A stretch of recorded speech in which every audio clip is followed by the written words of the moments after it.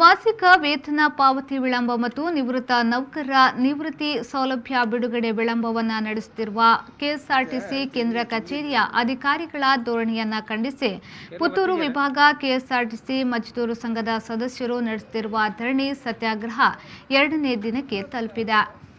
ಸಂಘದ ಪುತ್ತೂರು ಘಟಕದ ಅಧ್ಯಕ್ಷ ಮಾಡಾವ್ ವಿಶ್ವನಾಥ್ ರೈ ಹುತಾತ್ಮ ಸೈನಿಕ ಸ್ಮಾರಕಕ್ಕೆ ಹೂಮಾಲೆ ಅರ್ಪಿಸಿ ಧರಣಿಯನ್ನು ಉದ್ಘಾಟಿಸಿದರು.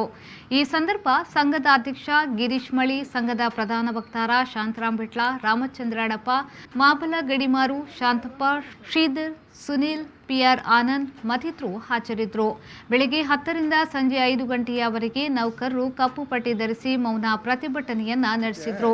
ಶನಿವಾರವೂ ಪ್ರತಿಭಟನೆ ಮುಂದುವರಿಯಲಿದೆ. ಅಕ್ಟೋಬರ್ 25ರ ಸೋಮವಾರದಿಂದ ಅಮರನಾಥ ಉಪವಾಸ ಸತ್ಯಾಗ್ರಹ ಆರಂಭವಾಗಲಿದೆ ಎಂದು ಸಂಘದ ಪ್ರಧಾನ ವಕ್ತಾರ ಶಾಂತರಾಮ್ ಬಿಟ್ಲ ಹೇಳಿದರು.